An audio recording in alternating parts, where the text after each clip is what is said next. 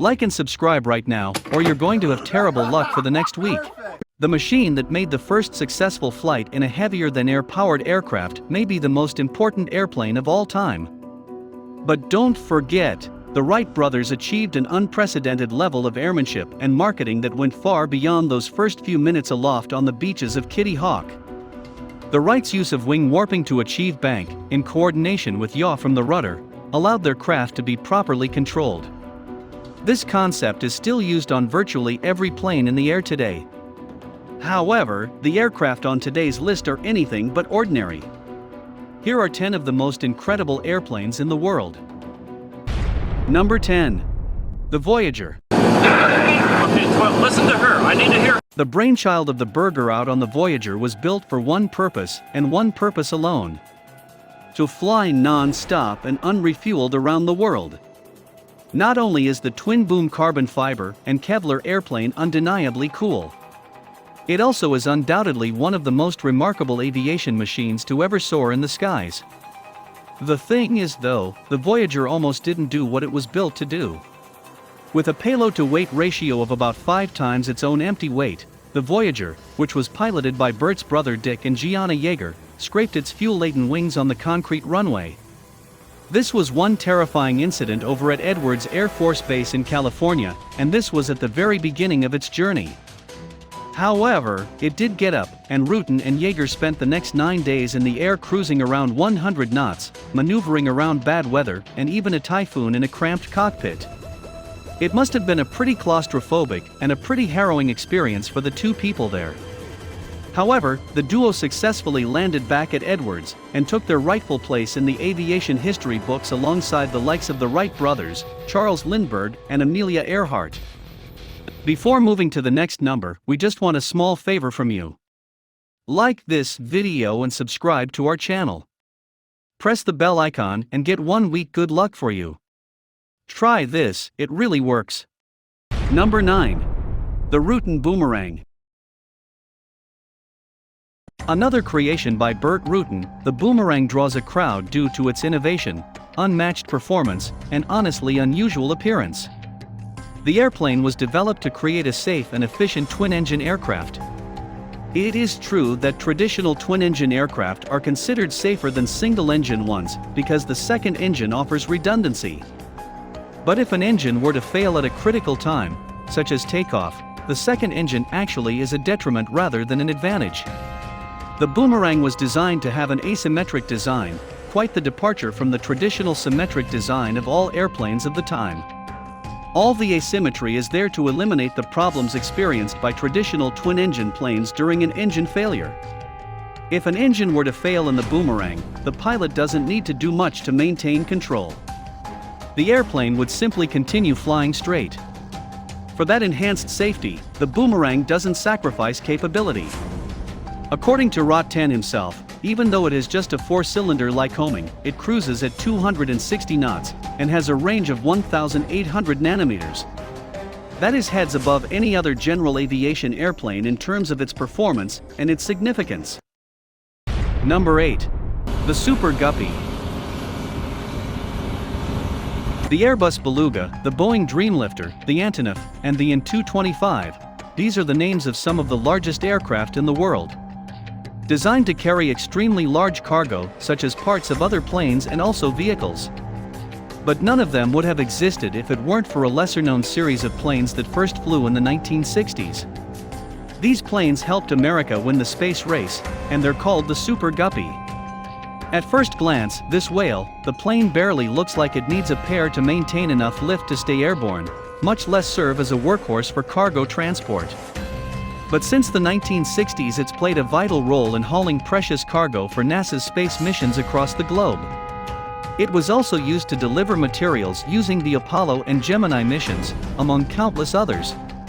Only 5 Super Guppies have ever been built, and are literally the Frankenstein's monsters of the aviation world. They were constructed using a number of different parts from other airplanes including the KC-97, the 707, the C-130, and the P-3 Orion. For almost 6 decades since its first flight, The Super Guppy is still in service, turning heads whatever it flies and making people wonder just how the heck it stays airborne in the first place. Number 7. The Lockheed State Route 71 Blackbird. After a Soviet service air missile battery showdown with a USAF-U-2 spy plane near the closed city of Sverdlovsk in 1960, the US government quickly realized they needed a reconnaissance plane that could fly not only higher, but also outrun any missile and fighter launched against it. Hence the SR71 Blackbird was born. It was closer to a spaceship than an aircraft made of titanium to withstand the enormous temperatures from flying at 2,200 miles per hour. Its futuristic profile made it difficult to detect on radar. Even the black paint used full of radar-absorbing iron helped hide it. A whole high-tech industry was created to provide the Blackbird's sophisticated parts, which led conspiracy theorists to think that the top-secret plan was developed using alien tech salvaged from captive flying saucers. If you are fortunate enough to get close to one on the ground, the first thing you might notice is how loosely all the plane's panels seem to fit together. In fact, when the wings are full of fuel they kind of leak, actually, but before you complain of shoddy engineering, this is all by design. The high heat caused by fast speeds raised the temperature of the titanium skin to where it would expand by several inches. If all the parts were fit snuggled together, the plane would break apart when flying at top speeds. Number 6. The Taylor Aerocar. Created by one Malt Taylor, the Aerocar had a remarkable design that combined airplane and car in a package that delivered a credible airplane and a credible car. There were many attempts at a hybrid airplane or car before, but all of them are either awful as cars or more dangerously awful as planes. The plane itself literally transforms itself for road use. The pilot would simply fold the wings back, making them a ready-to-roll trailer, stow the prop, and drive away using the same Lycoming A320 that powered the airplane's prop. This switch from plane to car to plane can happen in just minutes, and the resulting vehicle, although far from being high performance, is completely usable and roadworthy. Like a car, though, it could do around 60 miles per hour on the road, and as an airplane, it cruises at nearly 100 knots with a modest range of 300 miles. Number 5. The Gossamer Albatross. The Gossamer Albatross definitely changed the definition of pedal power.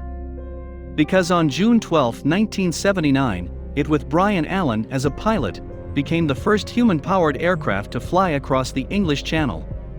The flight itself lasted 2 hours and 49 minutes, and covered 22.5 miles between Folkestone, England, and Cap Grisnez, France. For this accomplishment, the Albatross team won their second Kramer Prize for human-powered aircraft. Designed by Dr. Paul McCready and his team of engineers from the air, the Albatross was similar to the Gossamer Condor, which was the first successful human-powered aircraft.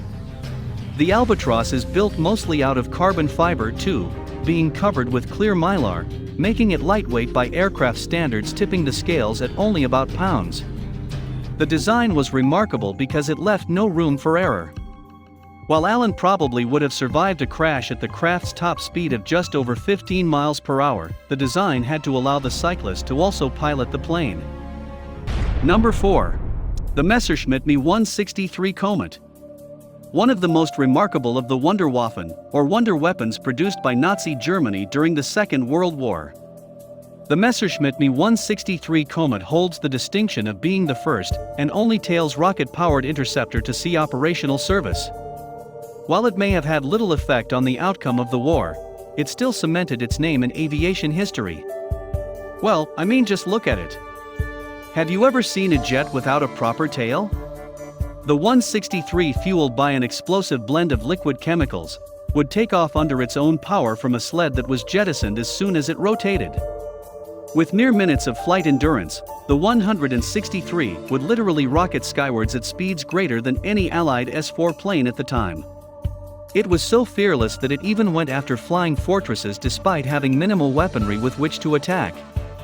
After making its run, the German interceptor would turn down and head back to base, gliding in for a landing after its fuel had been exhausted. This mission profile, however, made the 163 easy pickings for Allied fighters, and a lot of these planes were shot down despite the cool design. Before we move on, I've got a little challenge for you that'll take me 5 seconds to complete. So here's the deal: you just leave a like on this video, smash that subscribes button and hit the notification bell, and you'll get 15 years of amazing luck. Try it, it really works. Number 3. North American X15. The North American X15 is the fastest airplane ever flown, but that's just half of its awesomeness. Because, believe it or not, it achieved this record more than 50 years ago, and is still unbeaten to this very day. On October 3, 1967, Air Force Major William Pete Knight flew the rocket-powered aircraft to 4,520 miles per hour, or Mach 6.72. It was built to find out how aircraft structures, materials, and control surfaces were performed at hypersonic speeds and very high altitudes. In 199 research flights, the X-15 provided that information, and the program has been acknowledged as the most successful flight research program in history, and it helped make human space flight possible. It was powered by 2 reaction motors, XLR-99 rocket engines, each pounding 57,000 pounds of thrust each. This translates to a mind-numbing 500,000 horsepower. Now that power would only last for about 2 minutes though, but during that time the airplane could reach as high as 345,300 feet. To put that in perspective, that's like riding an elevator speeding at 150,000 feet per second straight up. This is definitely a flight where barf bags are a necessity. Number 2. The Airbus A390. What are you looking at here, my friends? This is Airbus A390, the successor to the massive double-decker commercial plane, the A380. As you can see, this is definitely a larger plane than its smaller A380 counterpart, having 3 decks instead of 2. It's also reported to be able to hold 1,000 passengers at a time, which is a good thing considering the number of people who as early as now are planning to fly after the pandemic ends. More importantly though, this plane is complete and utter fakery, at least the photo itself is. Airbus did announce the A390 was in development back in 2018. However, it doesn't seem that this massive airplane is going to be grazing our skies anytime soon. Airbus has said in a statement that the A390 will be an upgraded version of the A380 and will feature 2 extra engines to show the bigger is better. The A390 will be a direct competitor to Boeing 747-8i, which currently holds the world record for being the world's longest commercial airplane to have been built to date. Number 1. The Concorde. Supersonic flight is currently something that only a few could experience, but if a certain aviation company had its way, we'd all be zooming around the world at Mach 1. This supersonic airliner may have made its last flight more than a decade ago, but the Concorde still captivates the imaginations of millions. The enthusiasm and all that it can evoke is actually pretty contagious for both enthusiasts and the general public.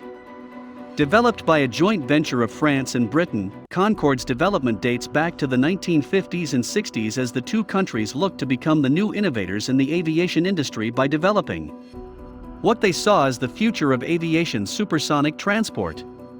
And being to the future, the Concorde sure looked the part with a delta wing, a droop nose, and highly reflective white paint used to help decrease the heat created by traveling at 300 miles per hour. A speed that fast Concorde could take passengers from New York to London in just 3.5 hours. A one-way ticket on the concourse would eventually climb to over $7,000 in today's dollars. A price many were willing to pay for a high-profile ride on the supersonic marvel. Do you have a favorite aircraft? Let us know down below in the comments. Also, make sure to check out the channel's other amazing videos.